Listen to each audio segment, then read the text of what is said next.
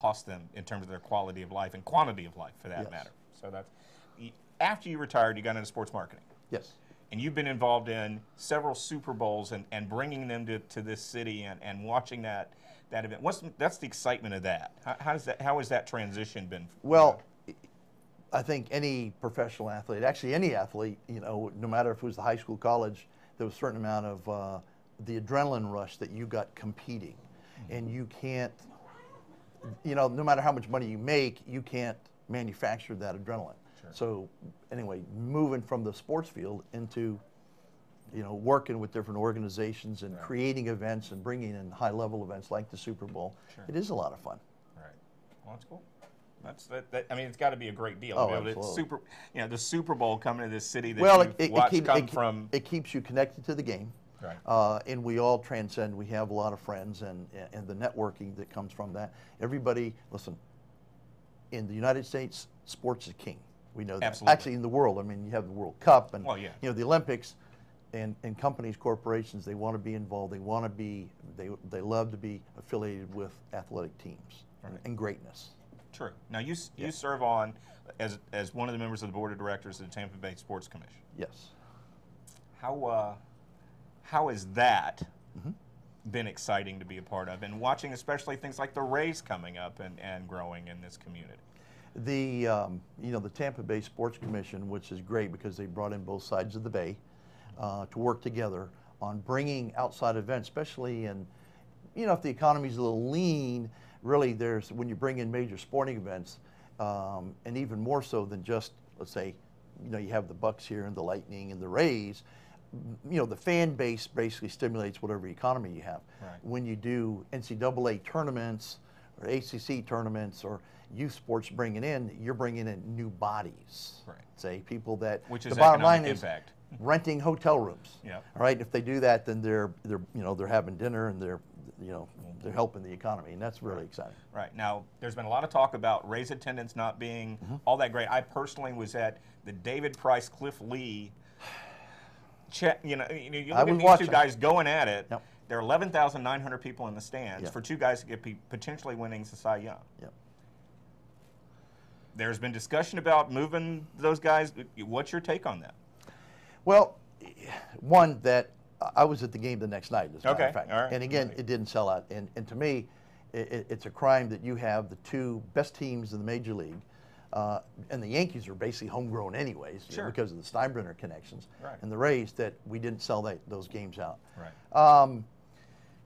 One thing when you back up about the Rays, if you do your history, and I know you know it. Remember Frank Mersani? Sure. Okay, he actually went and bought the Minnesota Twins. That's right. And then the league freaked out they freaked out and they go, okay, give it back, and we'll give you a franchise in Tampa. Yes. So he said he gave it back. And then at the same time, then St. Pete decided, we're going to build the dome. We're going to build a dome. If you build it, they will come. They were told not to, but they did, and actually probably helped get the job. Anyway, they got the franchise, and Morsani got nothing. Yeah. Right. So now, fast forward.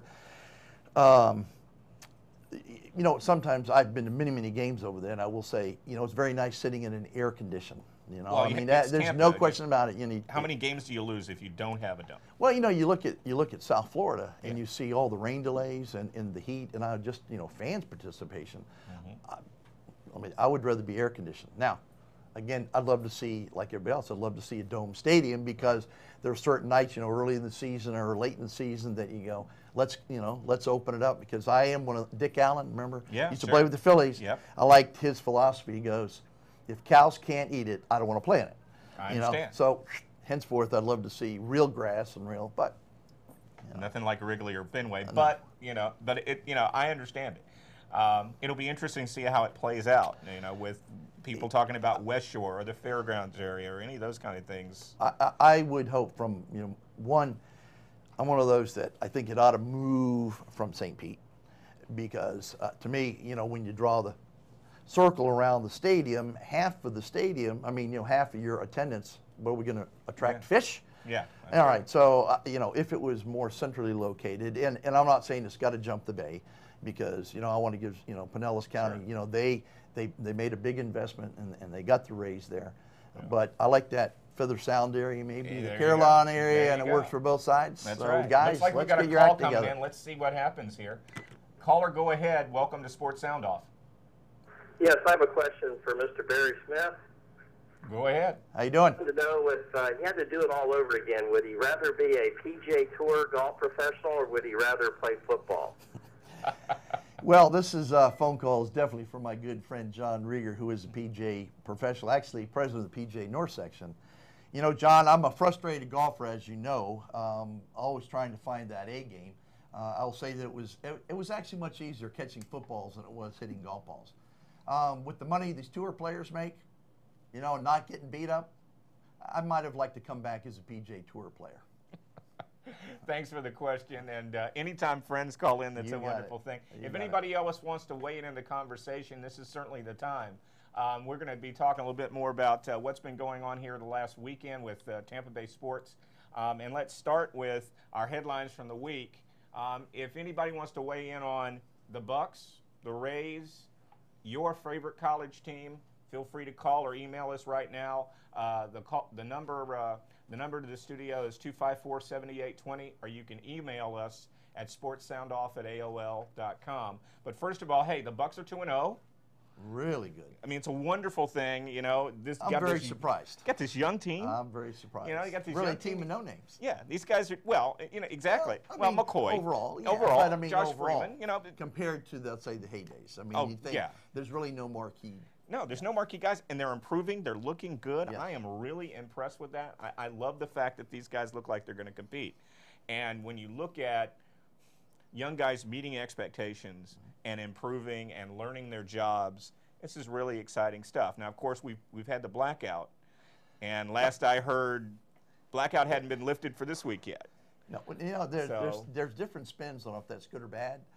One thing, yes, we're not selling tickets, you know, so the stadium is somewhat empty.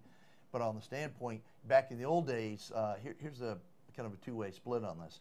When in the old days we sold everything out, let's say the visiting team, if fans wanted to come down, it was very difficult for them to get tickets. That's true. Right, so they didn't come.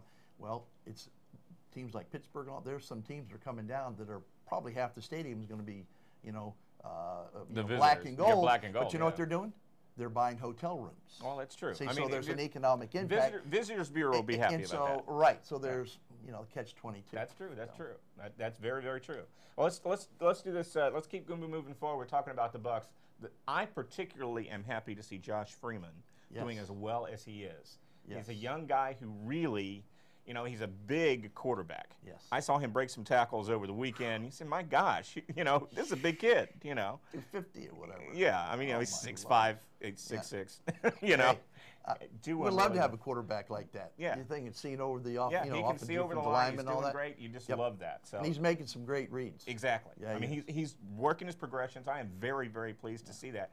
And I think, you know, quarterback 3 or 4 years is the maturity rate, and Yeah, he seems he to got be ahead thrown of. to the Lions. Yeah, yeah. Which and I means think- he'll sink or swim. And I think he's responded so far very well. I mean, it's a long season. You know, Yep. we got 14 more games, but Yep. 2-0, you can't go 2-0. undefeated 2-0 unless is you a win the good first thing. two. Now let's see here. We talk about the next great thing going on right now, Rays. Now we're 2.5 back and playing in the Bronx right about now. Yep. I'm beginning to think that the division is not a possibility, that the wild card is where we're going to be. You know, the sad thing for me about that is that means, do you rest your guys? What do? You know, do you say, let's set the rotation 'Cause for I the got end? tickets to a few games, and I want to see the best. You want I to wanna see, the you want to rest. see, Yeah. you want to see Longoria, you want to see Upton, you want Absolutely. to see the Absolutely. guys All that. of them. I want to see the A team. I understand that, but at the same time, I want them to be ready to play the Rangers, who they'll probably end up playing. You know, at the way it looks right now, I want to have them be ready for that. They couldn't play Minnesota. Well, they could play Minnesota. Would it be better if they played Minnesota? It'd be much better if they played See, Minnesota. that's what I'm kind of hoping that they You know, won it'd be much Minnesota. better. I'd love that, Right. but you know, Yeah, what let do the you do? Rangers and the Yankees not. Yeah, let them beat each other up, and yeah, that's what you hope for, is that these guys beat each other up. If they don't win it. Yeah, if they don't win it. And right now, it's still up in the air. We still got some time left, but, you know, they're playing in the Bronx, and you know, A-Rod has been hitting, Jeter's been hitting. yeah. You know, you like to say that they're fighting it out, but 8-6 is, 8-2. Yeah, yep, They're getting the guys are really hitting. The And of course, pitching, we yeah. got to tighten up the pitching. We're still hitting, but yeah, the pitching. exactly.